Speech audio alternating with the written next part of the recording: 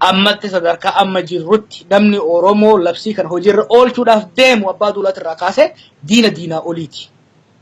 Warra ummata keenya irratti du'a murteesse waan ta'eef tarkaanfiin kamiyyuu is justifiable. Tarkaanfiin kamiyyuu warri harka baases ta'e warri nama keenyatti agaazii qabsiisuudhaaf quba laate nama ummata keenya irratti lola bane waan ta'eef ummanni keenya lubbuu isii baraarsuudhaaf sabaa fi biyya baraarsuudhaaf tarkaanfii barbaadeef danda'e hunda fudhachuun it is absolutely justifiable. Kuni waan namni keenya sodaachuu qabu miti jechuudha.